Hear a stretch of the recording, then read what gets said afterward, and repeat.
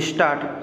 स्वतंत्रता दिवस पर लगातार 11वीं बार लाल किले से देश को संबोधित करते हुए प्रधानमंत्री नरेंद्र मोदी ने जिस तरह विस्तार से अपने अब तक के शासनकाल की उपलब्धियों को रेखांकित करने के साथ विकसित भारत के लक्ष्य को सामने रखा, उससे यही स्पष्ट हुआ कि वह अपने उस एजेंडे को पूरा करने के लिए प्रतिबद्ध है जिसका उल्लेख पहले भी कई बार कर चुके हैं। लाल किले की प्राचीर से प्रधानमंत्री के अब तक के सबसे लंबे संबोधन से यह भी साफ होता है कि अपने तीसरे कार्यकाल में गठबंधन सरकार का नेतृत्व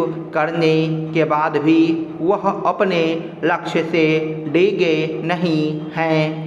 इसका पता इससे चलता है कि उन्होंने करीब करीब हर उस विषय पर अपने विचार व्यक्त किए जो देश के समक्ष उपस्थित हैं। उन्होंने आंतरिक और बाहरी चुनौतियों की चर्चा करते समय बांग्लादेश के हालात का भी जिक्र किया और वहाँ के हिंदुओं एवं अल्पसंख्यकों को लेकर भी अपनी चिंता व्यक्त की। ऐसा करना समय की मांग थी। यह भी उल्लेखनीय है कि उन्होंने एक ओर जहां जातिवाद और परिवारवाद की राजनीति पर प्रहार किया, वहीं दूसरी ओर कोलकाता की दिल दहलाने वाली घटना को ध्यान में रखते हुए नारी सुरक्षा की आवश्यकता पर बल दिया। उन्होंने यह कहकर देश की राजनीति में व्यापक परिवर्तन लाने की पहल की कि आने वाले समय में 1 लाख ऐसे युवाओं को अपनी पसंद के राजनीतिक दलों में सक्रिय होना चाहिए जिनके परिवार के लोग पहले कभी राजनीति में न रहे हों। पता नहीं ऐसा कब और कैसे होगा, लेकिन इससे इनकार नहीं कि भारतीय राजनीति को नए विचारों और नई ऊर्जा से लैस युवा नेताओं की आवश्यकता है। प्रधानमंत्री ने लाल किले से अपने संबोधन के माध्यम से देश की भावी राजनीति के एजेंडे को स्थापित करने का काम किया।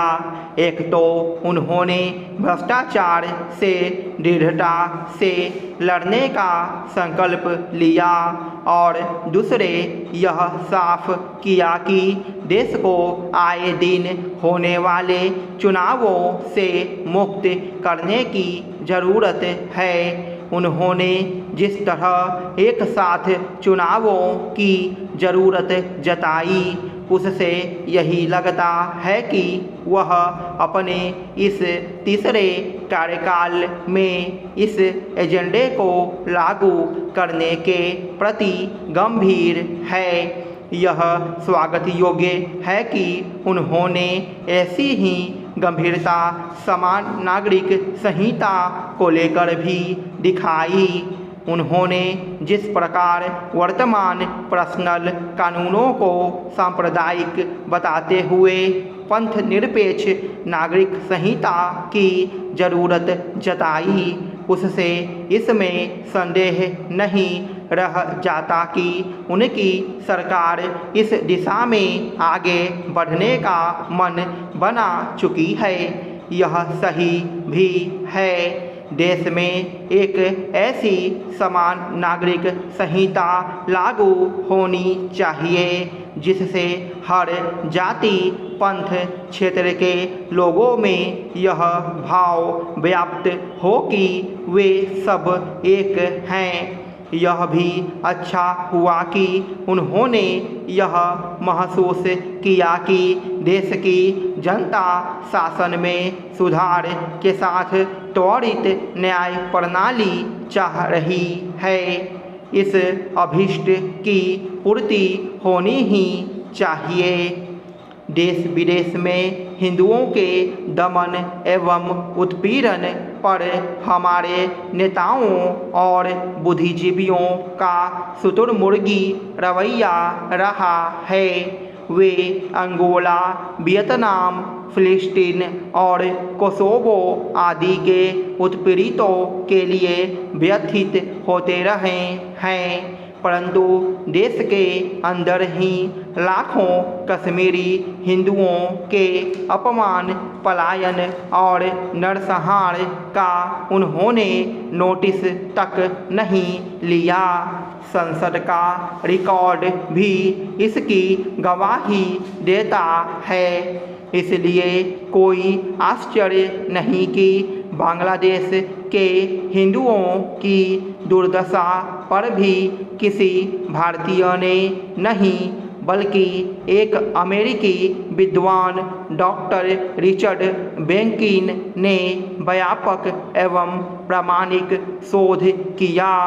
वह बांग्लादेश जाकर भी वहाँ की सत्ता और संस्थाओं से हिंदुओं के लिए संघर्ष करते रहे।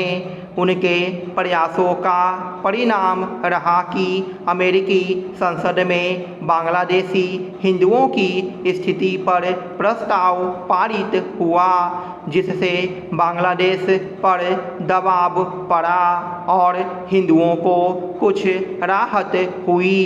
यह भारतीय संसद में आज तक नहीं हुआ। स्टॉप।